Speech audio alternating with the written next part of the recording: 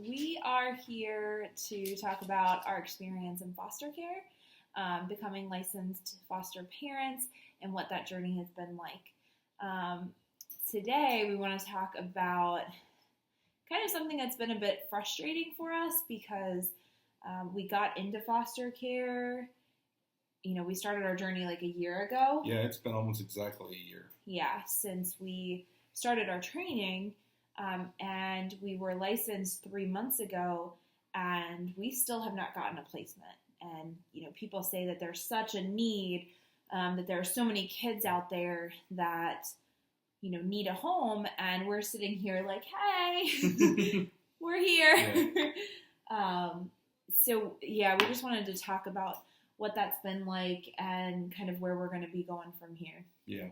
So I think the frustration kind of started when we were finished with our training and our agency was really dragging their feet. I think they were just maybe a little bit bogged down. Yeah. But it took like 4 to 5 months from the time we finished training until the time we got licensed. And we actually went outside. Pretty crazy. Yeah, we actually went outside of what the state timeline allows, and they were making exceptions for our agency because they were so far behind. And what's also frustrating is that if we hadn't have been delayed with our licensing process, then we might have a foster child in our home. Yeah. Because basically what we have been told is that in our county and kind of the surrounding counties, the number of calls has dropped. And we talked about this in a previous video, but there's a couple of reasons why. One of them is they are, as you said before, casting a wider net for kinship care, which is always great because there's some familiarity for the child. The displacement probably doesn't feel as, as new. You know, you're not going into a stranger's home because you know these people. And the other thing, which we haven't heard anything else about, so we don't have any more information, but they, you know, in our county, are not removing kids for all the same situations that they did before. So that has had a little bit of controversy. Yeah. I mean, they haven't came out and said it, but it seems fairly obvious that it's about money. Yeah. Because the counties are, you know, they have to pay foster families. You know, they've got to cover expenses. Mm-hmm. But if they don't remove the kids, they don't have to cover the expenses. Exactly. And it's just, I don't think they're getting the funding that they used to. Yeah. And I also wonder if they get the funding for a calendar year, and maybe near the end of the year it was starting to run out. I don't know. Oh, that could be part of it too. Because of budgets and stuff. Yeah. I don't know. There's just, you know, we all hear this, and I even saw it today on Facebook, you know, an article in our state of Ohio saying that, you know, the need, the amount of kids in foster care has been going up dramatically. And that's within our own state. And again, we're sitting here and we have had 6 calls. All of them we've said yes to, and we've been rejected by every single one. And we have a fairly wide age range. We're accepting children between 5 and 15 who are female. So, you know, we're not getting any of the calls for boys, and we're not getting any for 4 and under, but we still have a fairly wide range, and our agency knows that we're open to considering most calls, like the pregnant teen. You know, we said yes to a pregnant teen, and, you know, if that doesn't show how open we are to hearing a child's story, circumstance more so than story, but and really evaluating if we would be a good fit for them, and we still have an empty room. We're not trying to make it all about us. At the end of the day, those 6 calls where they didn't choose our family, the kids still got a family. Yes. They have some place to stay. So, I mean, that's really the whole goal. But yeah, it is a little bit sad. We've had a spare room fully ready with a bed, furnished, like everything ready to go for about a year now, and it's just staying empty, and we know there's a need out there. So we'll see. Yeah. We also have talked about since we're licensed in the county that is our like metropolitan area, but we live kind of in the suburbs in a different county, if that's part of the reason why we're not getting accepted, we've talked about, within the next month, we may start talking to our county and see what it takes to get transferred, to get like our license transferred, so that our county will call us, and maybe that would increase our chances of. Because right now they're going through like a middleman, basically. Yeah. So basically, it's like a top down thing. So like Hamilton County, which kind of covers the downtown Cincinnati and some of the other areas, they go to they don't have families first, but they go to like 10 different agencies looking for one. For a family, and all these agencies basically nominate a family. So each time we get a call, we're competing against other families that have a room. Yeah, up to like 10 other families.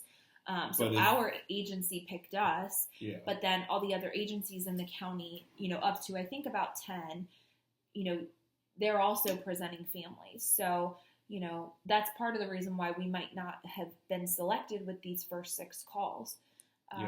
Hamilton County itself doesn't license families, but the county we live in, which is Warren County, they do license families. We didn't get licensed through them for a number of reasons. We've just kind of heard bad stories about county agencies, lack of resources. But we want to foster kids, so if Hamilton County doesn't need us, then we'll explore the other options. Yeah, and if this is something.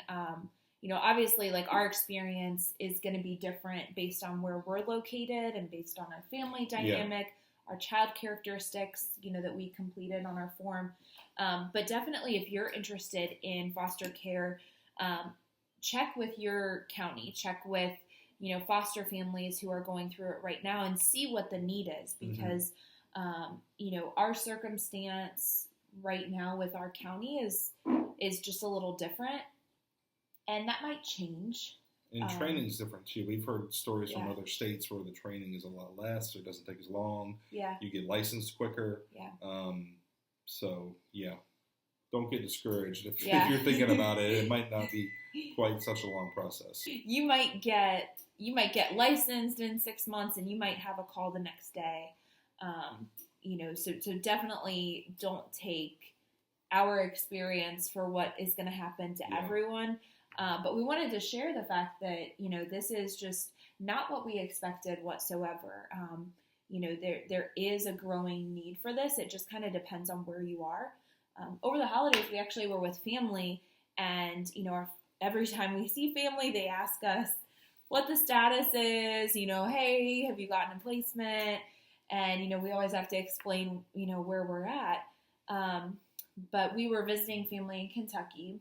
It was actually your family you want to talk about? Yeah, and my uncle had mentioned he lives in Lexington, and he had a neighbor that I guess somebody she knew, there was a boy that was removed from the home. Yeah. And they cast a pretty wide net to find him a foster home. They couldn't find him one anywhere in Lexington. They had to go all the way to Louisville, which I think is about an hour drive. Yeah.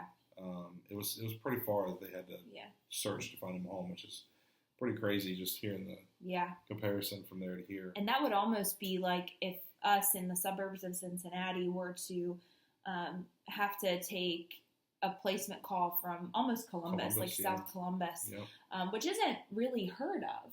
So it really depends on where you're at, how many kids are in need and how many foster families are, available in that area. So we'll see. We're still hopeful that we will get a placement call, but definitely within the next month, we are going to start making calls to our county.